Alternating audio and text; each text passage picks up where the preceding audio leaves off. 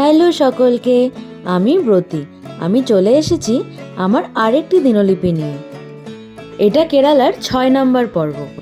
আগের পর্বে তোমরা দেখেছো ভারকালাতে কাটানো 2টি দিন। আজকে আমরা ভারকালা থেকে আলেপ্পি যাচ্ছি।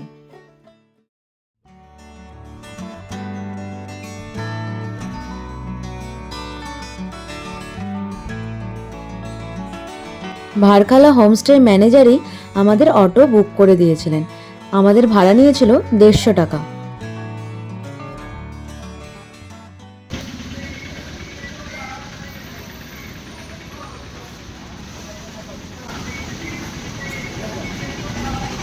গুড মর্নিং সবাইকে। আমরা ভারকালা স্টেশনে চলে এসেছি। আমরা এরপর আলেপ্পি যাবো। 6:31 আমাদের ট্রেন। এখন বাজে 6:10। আমাদের হোমস্টে থেকে একদমই কাছে। 6টায় বেরিয়েছিলাম, 10 মিনিটের মধ্যে আমরা স্টেশনে পৌঁছে গেলাম অটো করে। এরপর আমরা আলেপ্পির ব্লগ দেখাবো তোমাদের। আমরা এই ট্রেনেও আগে থেকে রিজার্ভেশন করে রেখেছিলাম। CLT জনশতাব্দী 12076। ভারকালা থেকে আলেপ্পি যেতে সময় লেগেছিল 1 ঘন্টা 45 মিনিট।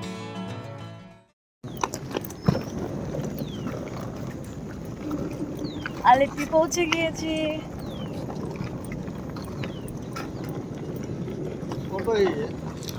ওকে। স্টেশনে নেমেই এই অটো কাকাকে পেয়ে গেলাম। আমাদের অনেক বার্গেনিং করার পর 150 টাকা দিয়ে ফিনিশিং পয়েন্টে নামিয়ে দিয়ে গেল। আমরা এভাবেই প্ল্যান করেছিলাম যে প্রথমে আলেপ্পিতে এসে হাউসবোটে যাব। হাউসবোটে আমাদের 2 ঘন্টার জন্য বুকিং করা ছিল, তাই আমরা স্টেশনে নেমেই প্রথমে ফিনিশিং পয়েন্টে আসি। এখান থেকেই সব হাউসবোটগুলো ছাড়ে। হাউসবোট ঘুরে তারপর আমরা আমাদের হোটেলে যাব। হাউসবোটে আমাদের বুকিং ছিল 9টা থেকে 11টা।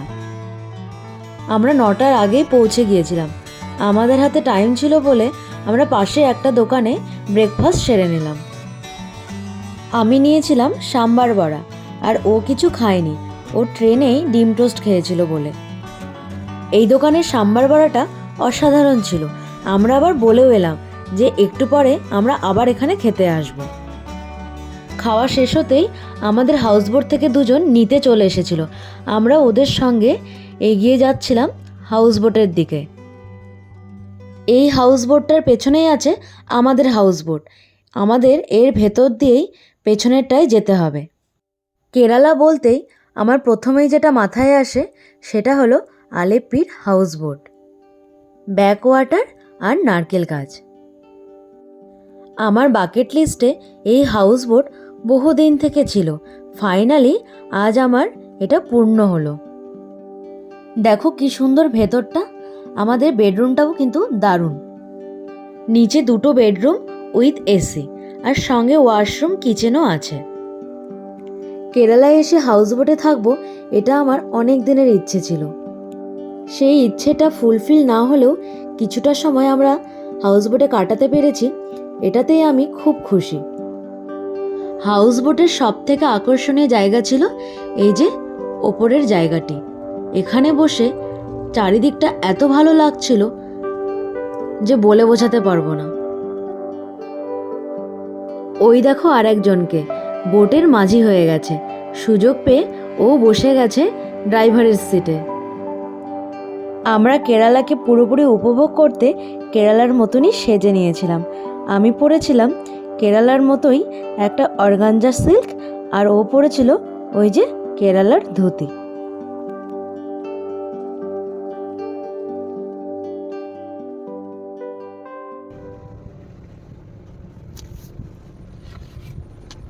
কেমন? দারুণ দারুণ। হাউস বোটের ফিলিং দারুণ। এই জন্য সবাই বলে আলেপ্পি এলে হাউস বোটটা মাস্ট। কেউ না এলে ফিল করতে পারবে না। সত্যি দারুণ, অসাধারণ।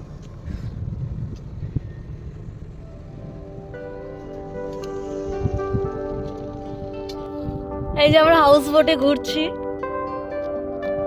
এত সুন্দর লাগছে, কেউ নিজে এসে না ফিল করলে বুঝতে পারবে না। কেরালায় এলে এটা অবশ্যই করতে হবে। এবং এটা চার্জ এখন একটু বেশি, যদি কেউ অতটাও এফোর্ড করতে না পারেন তাহলে অন্তত 2 ঘন্টার জন্য পাওয়া যায়, 2 ঘন্টার জন্য নেবেন। 2 ঘন্টার জন্য ওরা অল্পই চার্জেস করে, কিন্তু ফিলিংসটা একই রকমই পাওয়া যায়, খুব সুন্দর। কেউ চাইলে সারা রাতও থাকতে পারে এখানে, সব রকম ব্যবস্থা আছে। আমাদের রুমটাও ভীষণ সুন্দর। আমি এবার হাউসবোটের ডিটেলসটা তোমাদের সাথে শেয়ার করছি। আমরা বুক করেছিলাম 2 ঘন্টার জন্য, তার জন্য আমাদের চার্জ পড়েছিল 4000 টাকা। আর কেউ যদি সারাদিনের জন্য বুক করতে চায় তাহলে আমাদের কাছে চেয়েছিল 15,000 টাকা। যেহেতু এখন পিক সিজন তাই চার্জেসগুলো বেশি। আর কেউ যদি রাতে থাকতে চায় তাহলে 18,000 টাকা। এটা সিজনালি চেঞ্জ হতে থাকে। অনেক জায়গায় কথা বলার পর আমরা তাই 2 ঘন্টার জন্যই বুক করেছিলাম, এটাই আমাদের সুইটেবল মনে হয়েছে। আমাদের হাউসবোটের ডিটেলস আমি ডেসক্রিপশন বক্সে দিয়ে দেব। চারপাশটা দেখছো কত সুন্দর। এই হাউসবোটের জন্য আমি আবার কেরালা যেতে চাই।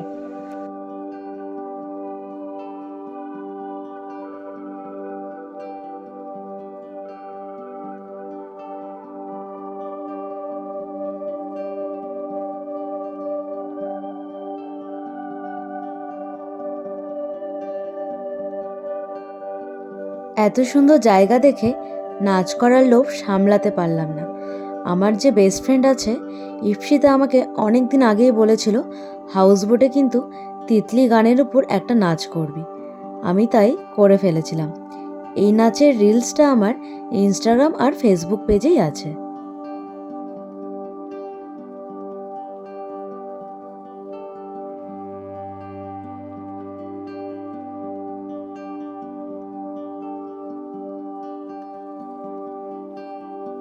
দু ঘন্টা কি করে যে কেটে গেল বুঝতেই পারলাম না।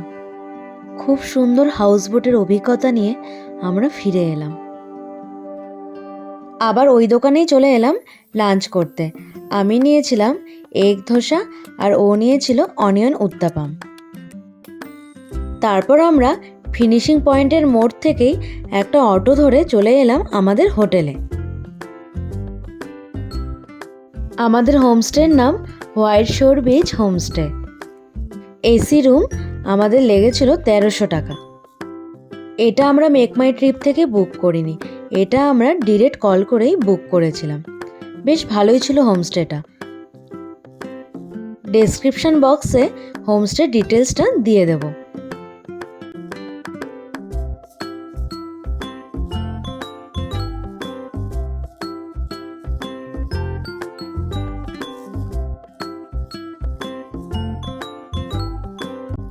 একটু রেস্ট নিয়ে আমরা বেরিয়ে পড়লাম আলেপ্পি শহরটা ঘুরে দেখতে।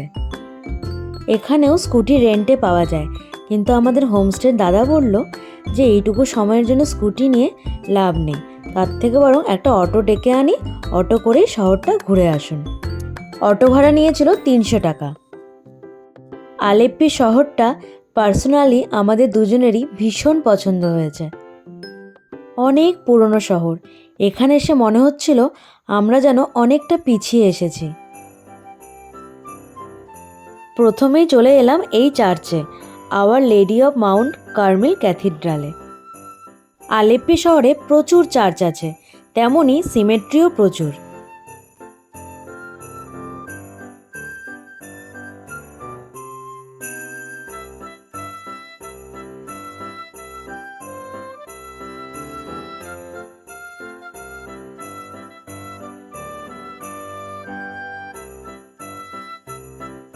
দেখো ভেতরটা কি সুন্দর আর অনেকটা বড় এই চার্চ।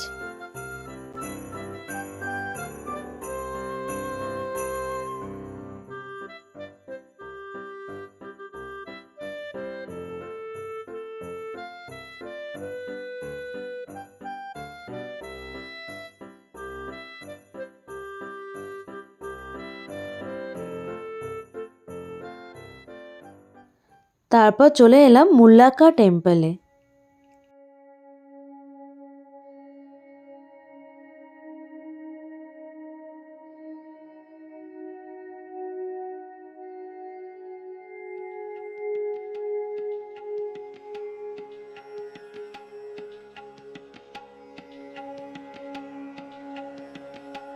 দুপুর বলে মন্দির বন্ধ হয়ে গিয়েছিল, তাই ভেতরে ঢুকতে পারিনি।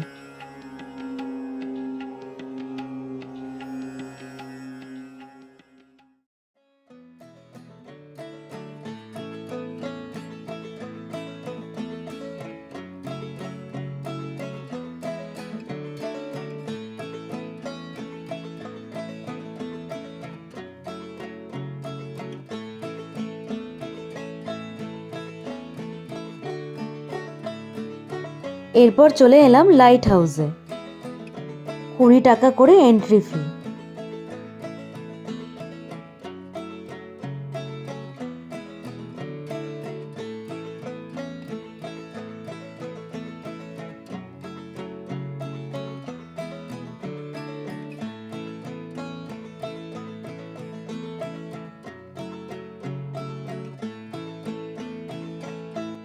আলেপ্পি লাইট হাউসে এসেই কোভালাম লাইট হাউসের কথা মনে পড়ে গেল, কিন্তু ওখানে লিফট ছিল আর এখানে পুরোটা সিঁড়ি দিয়েই উঠতে হয়েছে। টোটাল 105টা সিঁড়ি, উঠতে উঠতে পুরো হাঁপিয়ে গিয়েছিলাম।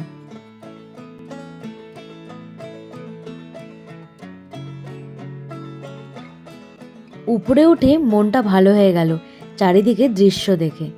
ওই যে সামনে দেখা যাচ্ছে ওটাই হলো আলেপ্পি বিচ। আর শহরটাকে দেখো কি সুন্দর লাগছে, চারিদিকে কত গাছ, পুরো সবুজে সবুজময়, আর মাঝখান থেকে সেই পুরনো দিনের বাড়িগুলো উঁকি মারছে।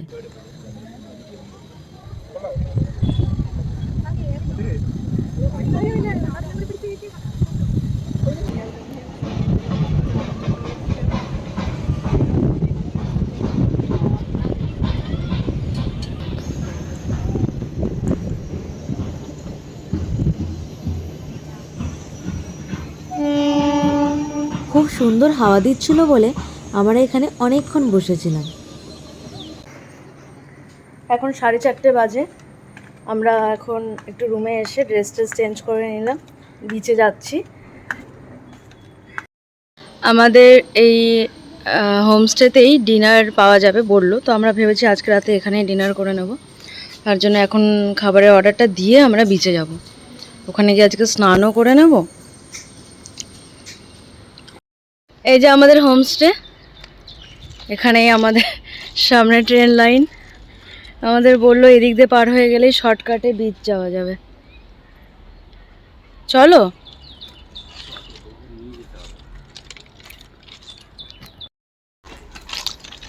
জঙ্গলের মধ্যে দিয়ে যেতে খুব ভয় লাগে, তাই আমার ট্র্যাক ধরেই হাঁটছি।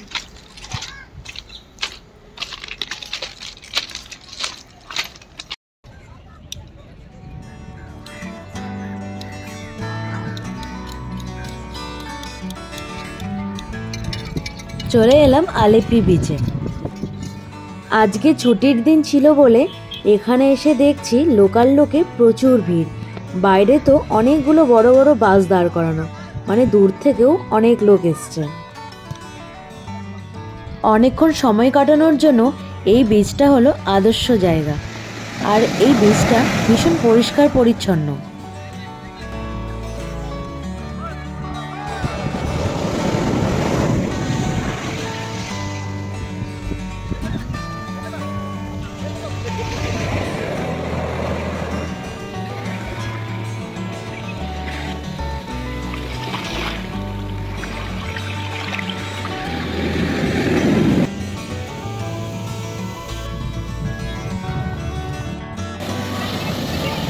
দেখো কি সুন্দর সানসেট হচ্ছে।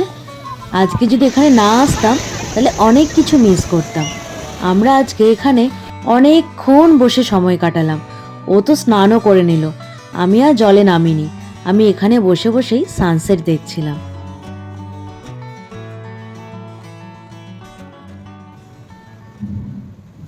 তখন বৃষ্টি শুরু হয়ে গেছে।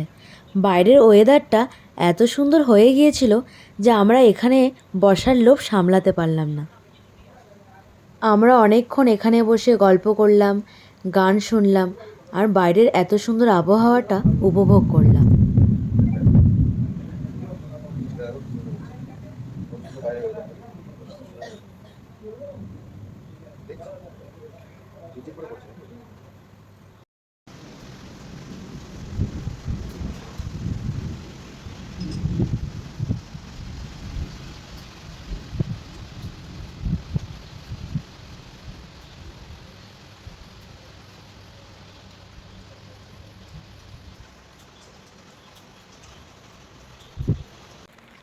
বৃষ্টিটা একটু কমতেই আমরা দুজনে হাঁটতে বেরিয়ে পড়লাম। একদিকে অচেনা অন্ধকার রাস্তা আর একদিকে বৃষ্টি, মাথায় ছাতা নিয়ে হেঁটে যাওয়ার এক অন্যরকমই অনুভূতি ছিল এই রাস্তায়। হাঁটতে হাঁটতে একটা আইসক্রিম পার্লার দেখে চলে এলাম। এখানকার আইসক্রিমটা দারুণ লাগলো খেয়ে। রুমে ফিরতেই আমাদের ডিনারটাও ওপরে দিয়ে গেল। আমরা ভাবলাম ঘরে বসে কেন খাবো, এত সুন্দর বাইরে জায়গা থাকতে। আমরা নিয়েছিলাম একটা কম্বো, তার মধ্যে ছিল রুটি, চিকেন গ্রেভি, ফ্রুটস আর ফ্রেঞ্চ ফ্রাই, আর সঙ্গে চিকেন ফ্রাই। আর আমি নিয়েছিলাম একটা মিক্সড ফ্রাইড রাইস, সঙ্গে আর একটা চিকেন ফ্রাই এক্সট্রা নিয়েছিলাম। চিকেন ফ্রাইটা দুর্দান্ত ছিল, এরকম চিকেন ফ্রাই কোনোদিনও খাইনি। সব মিলিয়ে আমাদের ডিনারটা বেশ ভালোই হলো। আজকের ভিডিও আমার এই পর্যন্তই। আগামীকাল আমরা থেকেরই যাচ্ছি। সবার কেমন লাগলো আমাকে অবশ্যই জানিও। লাইক, কমেন্ট, শেয়ার করতে ভুলো না যেন। ততক্ষণ সবাইকে টাটা।